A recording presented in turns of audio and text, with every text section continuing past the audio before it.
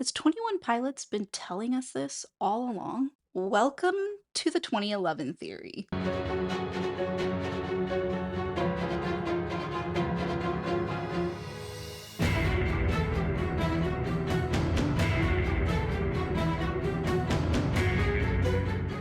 Welcome back, wonderful friendshippers, and if you are here for the very first time, hello, welcome, new friend. Before we jump into this theory, let me just give you a brief background of my journey with 21 Pilots, just so you can understand sort of the mindset and viewpoint that I'm coming into this with.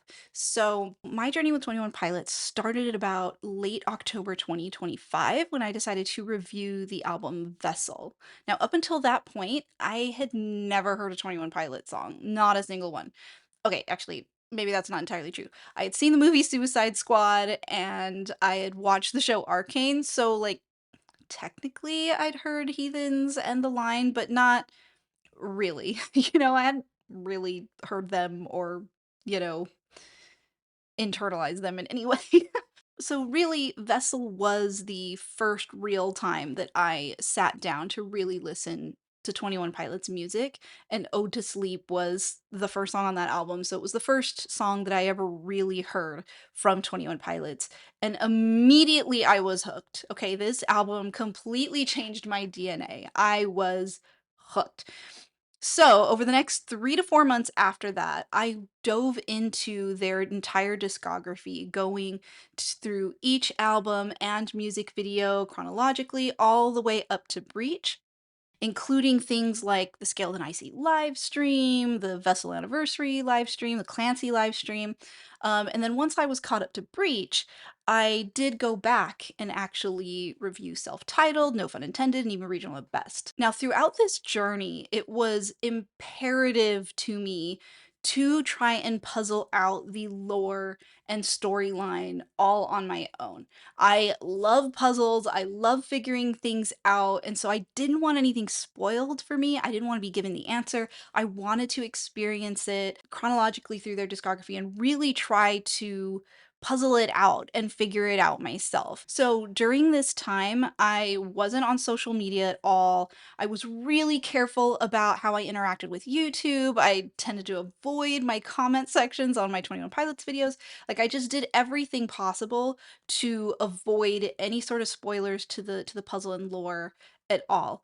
My 21 Pilots fans, the Clickies in my friendship community on my Patreon and on my Discord and my Twitch were fantastic. They were so wonderful and so respectful. They were willing to adhere to this very, very strict no spoiler policy on my channel, and they did such a wonderful job. I even had some friendshippers become just really fantastic spoiler police for me, and they did such a really great job of steering me to what I needed to have at the time without spoiling anything that was coming up. I carefully read and examined all of the Clancy letters at the appropriate time for each era, the blurry face timelines, like all of it. I really put my all into really trying to understand the storyline and the lore here straight from the horse's mouth. And now that I'm all caught up, guys, I think we missed something. I think we missed something. Now, don't get me wrong, what I'm about to talk about here with this theory does not in any way negate or supersede the greater Dema storyline, okay? One of the things that I love about Tyler Joseph's writing is that he writes in a way that's almost parable-like, in that even a single line can have so many layers to it that it can be interpreted in many different ways. And so no matter the listener, no matter what background they're coming from or their world experience, their life experience, they can all take something from that line and they can understand it in a way that they're ready to hear and understand and process. So there's really no one right way to interpret this at all. And so by me sharing my theory here, I'm not saying that the rest of the Dema storyline is invalid or anything like that. All of these interpretations are very much valid and really quite wonderful. I mean, here in the Dema storyline, we have themes about addiction and mental health and faith and spirituality. We have all of these wonderful interpretations here and symbolisms here. So my theory does not override that or does not negate or invalidate any of that. With that said, I think that because fans, myself included, we're so laser focused on this lore and this world of Trench and Dema that we may have missed a major message throughout the band's discography, and it's that message that I'm calling the 2011 theory. 21 Pilots has been pointing us back to 2011 since Blurryface. In the coming weeks, I will be doing more videos on Breach and their other albums, really doing a deep dive into the lyrical connections that further support this theory. But for now, for today, we're just going to cover the major points and the sort of major evidences here. Now, if you haven't seen my last video, The Missed Message of Clancy, you're going to want to stop here and you're going to want to go and watch that. Okay, watch that one first. This video will make so much more sense to you if you've seen this one first, so go watch that one first and then come back here. Okay, also, last thing, when I say 2011, I mean pre-label. So there might be some things I've referenced that are 2010 or 2012, maybe even 2013, but really the point I'm getting at here is that I'm using the year 2011 as a bit of a landmark for the time that was pre-label, before they signed with the label. And I'm also using 2011 here, not just as that landmark there, but also because this is the year that Josh joined the band. So just understand, when I say 2011, I don't always literally mean 2011. I mean during this time period before they signed with the label and Josh joined the band. All right, let's get into it. Let's start at the beginning, shall we? Blurryface. My name's Blurryface and I care what you think. Now, this is the first album that was completely written and created under the label. So yes, Vessel was the first album released under the label, but most of it was already written and already created before they signed with the label. The label really just was there to polish things up and get things finalized in order to be put out. So Blurryface is the first album that is entirely written and created under that label umbrella. Notice that this is not only when we are introduced to the character of Blurryface, but also to the black paint that Tyler dons on his neck and on his hands. Now, Tyler has stated publicly that the black paint represents insecurities, specifically the neck, because insecurities feel like suffocation, and his hands representing the things that he creates and the insecurities he has about the things that he creates. Now, I find it interesting that Tyler uses the word suffocating here specifically, as it is a little bit of a biblical reference here to the breath of life, but also because the word suffocating can also be used to describe a relationship that is stifling and silencing. The paint being on his neck would also indicate that there's an aspect here to his voice, not just literally his singing voice, but his voice metaphorically, like the voice being his message and what he's trying to convey. Now, Tyler had been writing music since he was 16 or 17 years old, and he clearly wasn't shy about performing them and even performing them in ways that were very physically freeing and expressive. And some would even argue that his lyrics back then were some of the most raw and emotional and vulnerable and even visceral. So, why, only after getting signed with a label, would he feel insecure enough about his voice and his creations and feel suffocated enough to feel the need to don black paint as a personification of that insecurity? Unless, of course, having to write and create under a label came with stipulations and limitations that Tyler may not have been anticipating. Keep in mind that Lane Boy, a song about being shoehorned into mainstream convention, is on this album. It's the first album being written under the label, and immediately we're getting a song about being creatively suffocated. Meanwhile, we're also getting songs like Ride on this album, where he's facing the sudden responsibility of being a newly married man and having to provide for his family. We've got lines like, metaphorically, I'm the man, but literally, I don't know what I'd do.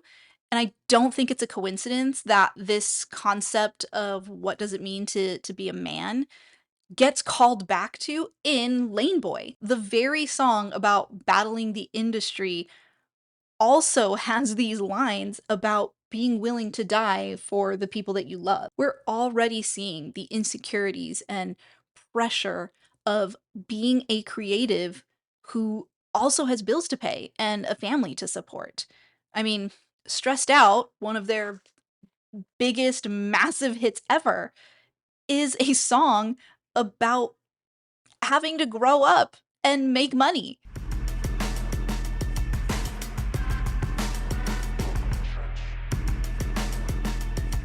Now, here's where we really start to see the concept of cycle coming through.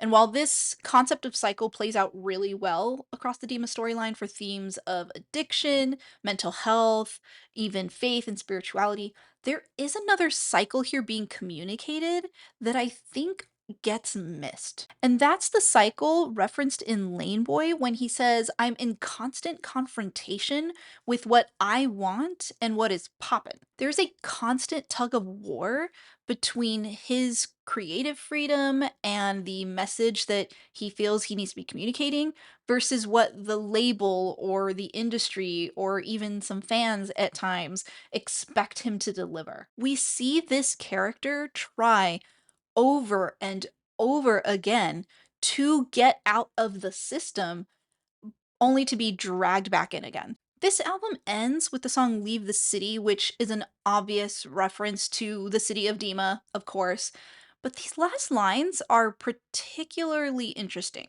After repeating the refrain, In time I will leave the city, for now I will stay alive, the song ends with these lines.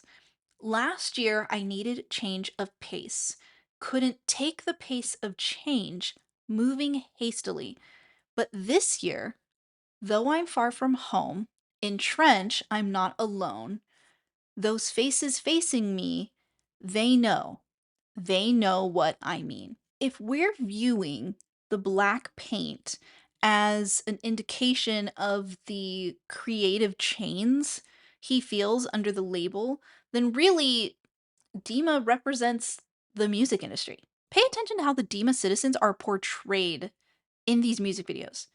All in gray, homogeneously dressed, all in conformity to vialism.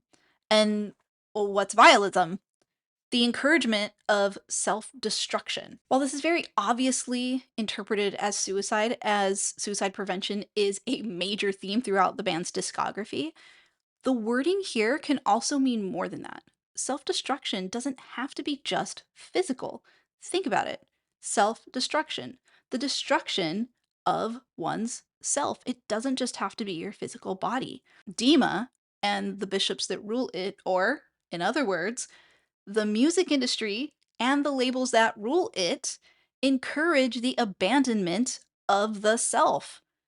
They seek to strip you of your creative freedom and your identity in order to fit you into this mainstream box in order to maximize profits. This is the self destruction that they impose on their artists. And once the artists have given in and given up their creative freedom and allowed their creativity to die, bishops then seize their bodies, their public image, and use them as puppets for their own interests. This repeated refrain of in time I will leave the city, but for now I will stay alive is a pretty early indicator of Tyler's intention of not staying under label control forever, but also recognizing that at the time it was probably what needed to be done to fulfill his financial obligations, not just to the label, but also to the family that he needed to provide for. The massive mainstream success of Blurryface was incredibly overwhelming to the duo, who did decide to take a break, known by the fan base as the hiatus, which these closing lines here really speak to. But in the end, having their fans, those that understand their message, helps to ground them and keep them going. Keep in mind that it's fairly standard in the industry to be under a 6-album contract. So, with Vessel being the first, Blurry Face being the second, and Trench being the third, they would have been about halfway through their contract at this point. So knowing that, the lines in this song about they know that it's almost over could be an indication here that hey, we're halfway through, we're almost done. It could also be an indication that with the growing success that they were having, that they could be reaching a point in which they would have enough influence here to possibly renegotiate the terms of that contract or even just ride it out with 3 more albums and be done soon. Last thing I wanted to note about Trench is how it starts with the song Jumpsuit. Now, if you think back to Vessel and Ode to Sleep, Tyler is calling out to God, begging God to help him evade the demons that are tormenting him, right? He's begging with God, please tell them I'm insignificant. Tell them you don't have plans for me, right? They seem to think that I threaten their dark plans. So please tell them that I'm nothing. There's multiple times across multiple songs in which Tyler seems to indicate that there may be this important message that he feels called to share, but is just really wrestling with this sort of responsibility and he's not sure he wants it. Now, throughout the song Jumpsuit, he's singing about hating the pressures of this newfound fame and success. But here in the bridge of Jumpsuit, there's a moment where the song sonically changes. And personally, I wrestled with these lyrics for a long time, for months, trying to figure them out and understand what they were talking about. I was trying to figure out who's the narrator, who's speaking to whom, and when. And in going down this rabbit hole and this theory, I think these lines are actually Tyler talking to God in reference to this message that he feels God is calling him for. Whereas before in Ode to Sleep, he was trying to evade that responsibility. Here he's now accepting that responsibility. Here he's now telling God, okay, I'm here. If you want me to be your messenger, I'm here. I'll be here anytime. You can send me. But if you want me to do that, you'll have to grab my throat and break both my hands. It's where he has the paint, right? Meaning, if you want me to be your messenger, I will, but you're going to have to break the bonds of what is tying me down and silencing me. My label contract. With the bells and the whistle scaled back like an isolated. Scaled and Icy. The album that confused everyone. It was during this era that everything was backwards, okay? We had the boys' lives set up backwards at times, like with Josh being on the right instead of on the left. We had Tyler with dyed hair instead of Josh, who was usually the one who would dye his hair. And even the color scheme of this album communicated a lot here, okay? This is a whitewashed, manufactured piece of propaganda being served up to the masses by the bishops, okay? We would later learn in the Clancy letters and in the I Am Clancy video that Dema and the bishops basically forced Clancy into isolation and forced him to write and perform for the people. Okay, think music industry and labels here, okay? Labels forcing their artists to slap on a smile and go and perform and be a distraction to the people, be a distraction from the atrocities that are happening in real life. A particular note in this era is the music video for The Outside, which shows us an entire colony of Neds, one of which eventually gives Tyler his antlers, the very weapon used by the bishops to seize Dema citizens. Now, let's back up for a second in order to digest this information in terms of the industry and labels. Back in Trench, we were introduced to the idea of what it really was like to be a creative, particularly in songs like Chlorine and Pet Cheetah. And it was in the Chlorine music video that we were first introduced to NED, which stands for Neuro Enhancement Device. But to really understand what NED really represents here, we would have to look to ancient Greek. Now, the Scaled and Icy era does point us to Greek culture a fair amount, the most obvious of which being the use of the psi as the band's logo for that era, which of course is a Greek letter that's also pronounced Psy, which sounds like the abbreviated version of the album title. So it's not a stretch here to tie this character of Ned to this ancient Greek concept, which is that genius or creativity wasn't something that humans possessed, but rather an external entity that would help the human or gift the human with creativity and inspiration. These entities that were genius were referred to as daimons.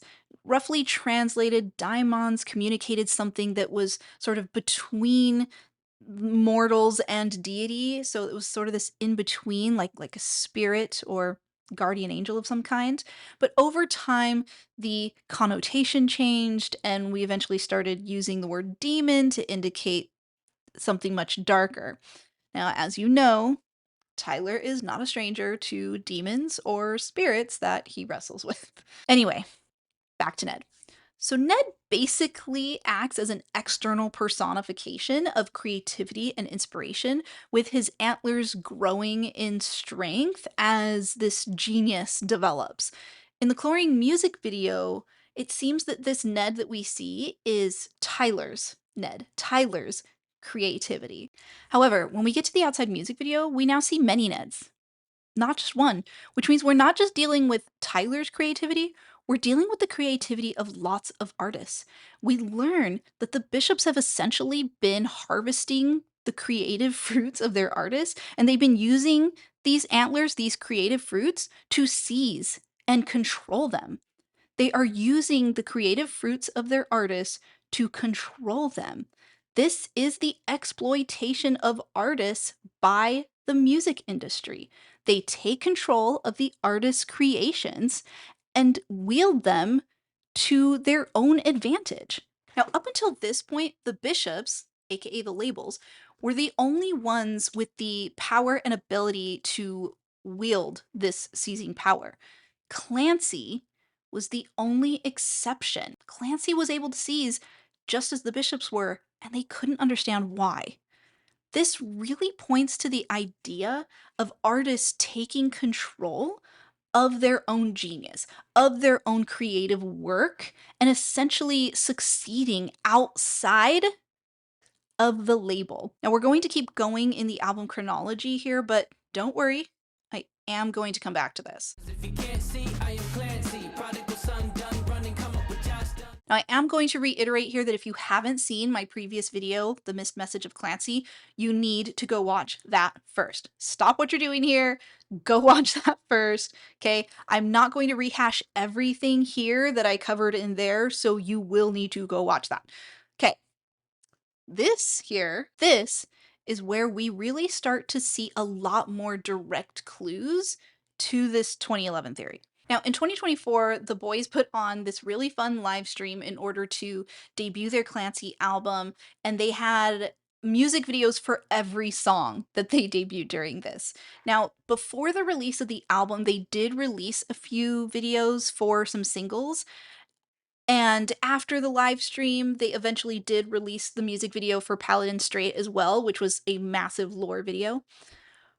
But if you pay attention to the difference in these videos, you can clearly see which ones are label videos. You know what I mean? Videos that the label clearly funded and supported versus the videos that were shown and debuted during the live stream. When you take a look at these, they look like they were all filmed on Tyler's property. Okay, these videos had a clear difference between them. And I'm not talking about quality because they were all fantastic and they all had excellent filming quality.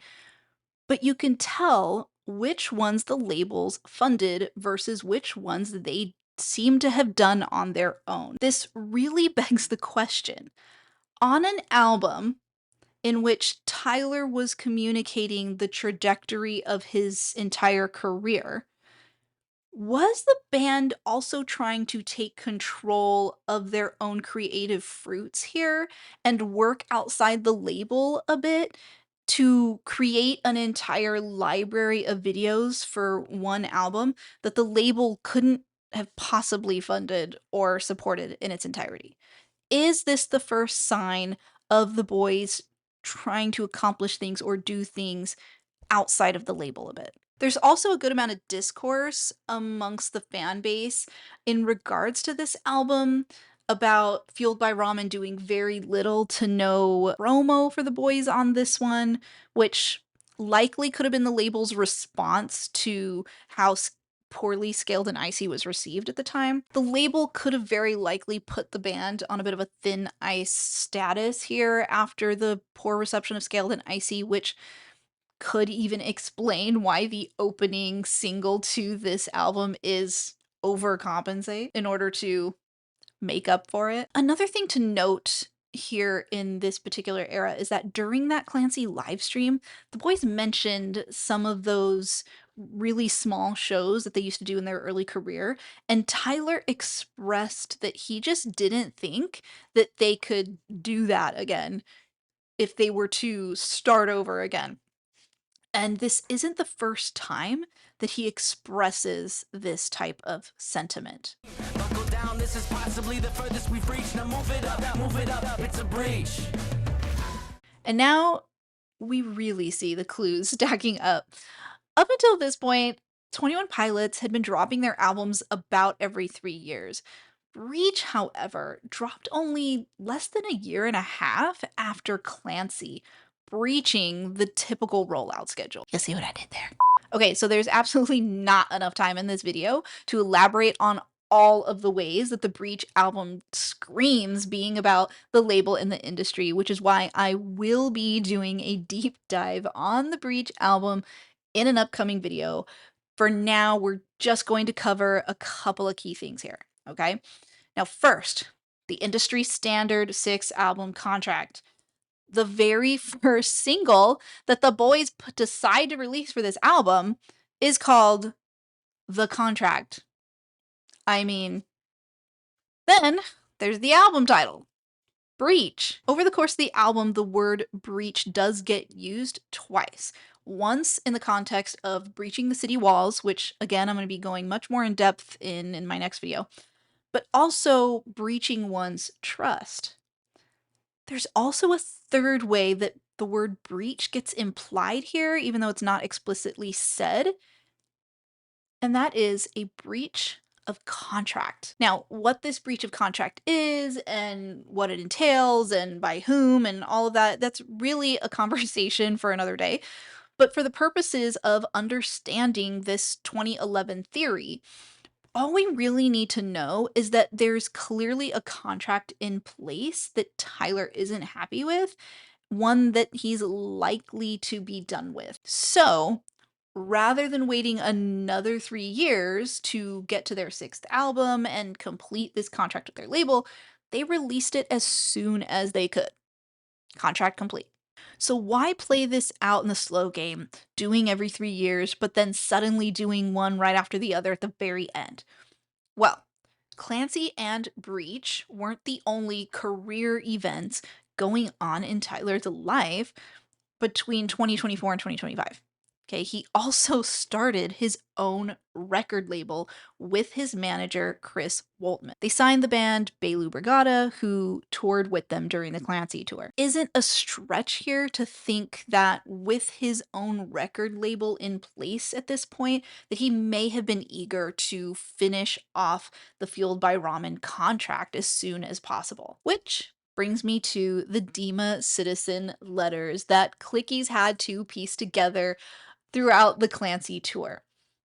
The message, "If we become them, we must do better," was hidden in code in these letters. And this isn't the only place that this gets brought up. There are also a couple of letters here that does talk about the possibility of Clancy becoming the next power. Suffice it to say, Tyler was telling us here that he, in essence, became a bishop himself. Okay, he had now become a label too. But he was also telling us, all of us, all of us creatives, us fellow creatives, that if we become them, if we, as independent artists that are in control of our own creative fruits, if we become bishops too, we must do better. We have to be careful not to follow the same business as usual attitude of the bishops that came before us. The elitism, the gatekeeping, the manipulation. We have to be better than that for the good of music, for the good of art, for the good of each other. I don't think it's a coincidence that in the City Walls music video, it was Banditøs that also became bishops alongside Clancy. It wasn't Dema citizens who had been sapped of their creativity and vitality. It was the ones who had gotten out of Dema, out of the system, or who had never entered it to begin with, that taught Clancy their colors, the way of the independent artist. We still have Torchbearer holding out as truly independent here, which I love. Just as there are artists out there who don't believe it's possible to even step foot in Dema without being corrupted, like the fully fan dependent band City of Sound, for example. There are debates about how best to handle this situation and how independent to stay and how much of a label's influence are you willing to take in the process. This is why I think the Clancy album was so important as a precursor to the Breach album. Tyler needed us to understand his journey, understand why he was making the choices he was making, because not everyone was going to agree with the choices he was making, right? Many people probably wanted him to go the torchbearer way and not become involved with the bishops at all. Okay, this is part of the debate and this is part of the difference in philosophy when it comes to things like the industry and how to go about having a music career. So he needed us to understand why he was likely not going to go about things independently, but rather to try and rise within the ranks of Dema and attempt to do better in that system. We saw in the City Walls music video Clancy taking on Nico using his antlers, his own creative fruits, his music success to fight Nico to overtake him. Now, Clancy almost dies by the very violent misuse of his antlers being used against him. And it's only the power of his fan base, his true fan base, that revives him, which this likely could be a reference to the backlash that he had with Scaled and Icy and the true fan base that still stuck with them. While Clancy does overtake Nico here with the power of his true fan base, the realization he has here, which is tied to the contract, is that he can't actually wipe out this entire industry and leave a power vacuum without a stable enough replacement. He told us in Paladin Straight that he was past the point of no return. He told us that he was going to put his money where his mouth is. He was going to be the one to take the hit for the team, to be the warrior healer, to stay in the system for the sake of his family and for us. And while he thought he could breach the city walls and find his way out of this system, he's realized that in the position that he's currently in, both publicly and privately, becoming a bishop, becoming a label that must do better is how this story was always going to end for him. But the boys didn't just give us an ending here. Okay, they also gave us a new beginning by pointing us to the past, back to 2011 to be exact. Again, I'll be doing an in-depth deep dive into Breach and all the lyrical ties back to Vessel and self-titled and even regional at best in my next video. But for now, the song Downstairs is a major clue here that the boys are pointing us to 2011. Lyrically, Tyler is calling out to God here and basically offering himself up as his mouthpiece. Tyler spent the beginning of his musical career writing and recording songs in his parents' basement. So the reference here to downstairs is a reference pointing to the fact that he would put all of his feelings and emotions and beliefs into his music that he would record downstairs in the basement. I don't think it's a coincidence that this song immediately follows the song The Contract on the album. He's referencing the days of his early career and music creation and pulling us into the present and his present commitment to God. Remember in my Clancy video when I talked about overcompensate and the concept of course correcting when you realize that you've gone on a path that's incredibly dangerous? Well, here it is. Here is the course correction. He is taking the control out of the hands of the label and putting it in the hands of God. And that's not all. An even bigger clue that this is pointing us to 2011, besides the basement recording studio reference here, is the instrumental. The instrumental of this song is actually from a demo that was likely written in, you guessed it, 2011. Now, we do hear this demo playing in the background of the video Korea, which was released in 2012. So there is a possibility that this was written in 2012. But the point here is that this was very likely written before the label contract. This song is literally tying the present day to his pre-label creative freedom. There's also a lyrical connection here to the black paint, even, with the lines, "You can have all I've made and all I've ever known. You can have both my lungs if you ask me to." All I've made would reference the paint on his hands, right? His creations, the things he makes, while the both my lungs line, meaning breathing, would reference the paint on his neck, which Tyler described as the suffocating feeling of insecurity. Now, this album does end with the song Intentions, which not only has lyrics that would absolutely fit the theme of ending a contract and starting all over again, and even asking if he's learned anything in order to do better and be better this time around. But it also, notably, is the song Truce backwards. So he's literally pointing us to a song that is the last song on Vessel. Vessel is the album, the last album that was created without a label. Okay, so he is quite literally rewinding us back to before the label, back to when they were creatively free. And then there's Drag Path, the bonus track of Breach that was only available for a very short window of time on an exclusive digital version, but was then released as an edited version in February 2026 with an accompanying music video. Tyler told us in an announcement video on social media that the single version of this would be edited and restructured so as to preserve a version of exclusivity for the fans that did originally buy it in that short window of time. And to be completely honest, when I heard this, I didn't buy it. I I don't know, something felt off to me about it. I had already been working on the details of this theory at the time, so in that moment, I was just so sure that this was actually a label issue, that perhaps the original version of Drag Path was owned by Fueled by Ramen, and that now that the boys had completed their contract, they were going to want to release this song in a version that they owned, and I was convinced that the reason that they edited it would be to have a different version that they owned and not Fueled by Ramen. Okay, I was wrong. The single version of Drag Path was released under Fueled by Ramen, so that completely dashed my theories about that.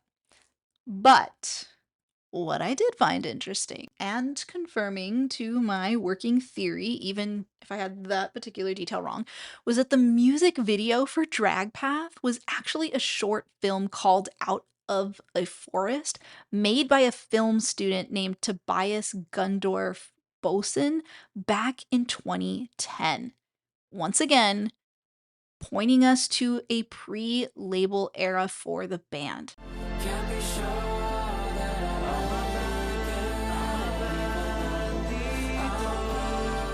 Following the release of Drag Path, the band released a concert film titled More Than We Ever Imagined. Now, the title itself is a reference to their Ohio hometown origins, expressing that the massive success that they've had was something that they couldn't have possibly imagined way back then when they were playing small venues and Josh had just joined the band and they were just starting out. Now, at the end of the movie, though, there's footage where the boys are sitting in the back of a car chit chatting, and Tyler asks Josh a question. He asks him, if you were to wake up in the year 2011 and all this was fake, and knowing how much is out of your control, would you do it all over again? Now, once again, we're Easter egging the year 2011 here, but also hinting at the idea that they didn't have total control over everything. Plus, during this same exchange in the back of the car, Tyler asks Josh, "So, how much do you think we made tonight?" And of course, he's referencing this Mexico City show, which was the biggest show of their career at that point. And Josh responds, "Oh, I don't know, maybe 50 bucks each." Now, of course, Josh is totally joking here. The boys joke all the time. But again, this lends to the idea of artists being exploited by labels, that no matter how much work they do, the labels end up making most of the money here. I want you by my side so that I never feel alone. While the boys aren't officially touring this year, they are hitting the music festival season. Earlier this year, they played the Innings Festival, in which they performed the song One Way, but they surprised us with a mashup of Milky Chance's Stolen Dance. And this wasn't a one time occurrence. During the March Madness performance in Indianapolis, which was live streamed around the world, the band not only did this mashup again, but they also mashed up Tally with Cher's Believe, and Tyler even threw in a bit of Miley Cyrus's The Climb during the musical interlude of Drum Show. There is definitely something being communicated here with these mashup choices. Now, The Climb in Drum Show did serve as a humorous moment because Josh was literally climbing a tower to get to his drum kit in order to finish the song. I do think there was something a bit more to this, though, and why this song was chosen. Drum Show is a song about somebody who is stuck, who feels stuck between two places, stuck between two destinations that you don't love. And The Climb is about not worrying about the destination because it's all about the journey. So, nothing huge here, but I just wanted to note that thematically, these songs actually go well together. Now, the Tally and One Way mashups, however, are huge. So let's talk about those. Now let's start with Tally. Now this song is about a strained relationship and recognizing that with all of the disappointments and letdowns happening in this relationship, that it's probably best for both parties to just cut ties and walk away, but that there's still this sort of semblance of hope there that keeps them going and keeps them from ending it. Now, I will be going further in depth into these lyrics and examining this song closer in my Breach video. But for now, for today, let's just view this through the lens of the relationship between Tyler and the music industry and the labels here, and to some degree, even his fans. If we view this song through the lens of Tyler wrestling with whether or not to cut ties with the label, to go it independently or with another label, or whether or not his fans will stick with him or not, through that lens, the addition of Cher's Believe in this mashup actually becomes really, really poignant. Because if you pay attention to the lyrics of the song Believe, this song is about walking away from a relationship that isn't serving you anymore. Even when there's doubts, and even when you doubt yourself and doubt your own abilities as to whether or not you can actually survive on your own, in the end, the narrator in this song has walked away and has basically reached the point of confidence that I don't need you anymore. So putting these two songs together really communicates the idea that this relationship is really weighing me down. I'm done here. I don't need you, which is very likely the message being sent to the label here. Now let's take a look at One Way. This one seems even more obviously about the label situation here. I mean, look at the lyrics. I wanted to fly, but they say a system's coming in. Chances are high that this is a one way. For starters, the double meaning of the word system here, okay? Because on one hand, a system meaning the weather system, right? A storm coming in that would keep planes grounded, but also the system, the music industry, and how it works. So the band wanted to fly, but they were essentially grounded and confined by the system. The phrase one way here can also be interpreted more than one way. On one hand, one way meaning a one way flight, right? Like the type of flight that you take that you don't return from, like a point of no return type of situation, but also one way as in a one way street, like a highway, which ties us back to Lane Boy, a song that was very obviously about the industry stifling creativity and stifling creative freedom. So, all around here, we have a song that's pretty obviously about creative stifling by the label. Okay, so let's look at the song Stolen Dance, which is a song they decided to cover and mash up with this. When we look at the lyrics of this song, we have lyrics like, I hope they didn't get your mind. And we need to fetch back the time they have stolen from us. Again, pointing us back to this sort of rewind, back to 2011, back to the start, back to when before the label took creative control and took our creative voice.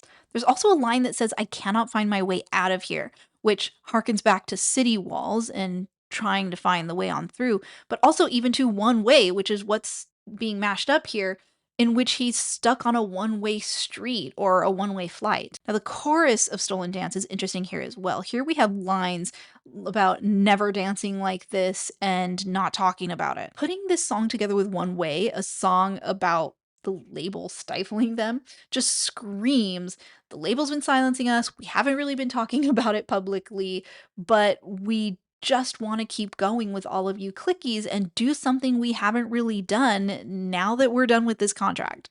One last thing to note here about this one way stolen dance mashup is actually the lighting on the stage. When this song starts, we have Vessel Blue light up behind the stage. Then the red comes in, and so we have this blue and red, which harkens back to Vessel colors. We also get a visual behind Tyler at one point of this song that looks like a tunnel that we can see the end of, like seeing the light at the end of the tunnel, again, indicating the idea that, hey, we're almost done with this contract, we're almost free. Then, once the boys switched over into the song Stolen Dance, the lights on the stage went yellow, which is, of course, the color of the torchbearer and the Banditøs. And then blue was mixed into this. So we had yellow and blue on the stage together during this song. But once the stolen dance part was basically over and we were switching back into one way, the red returned. So even in the stage lighting, the boys are absolutely pointing us back to 2011, back to Vessel, and putting the focus back on their roots and their fans and their community outside of the industry and label control.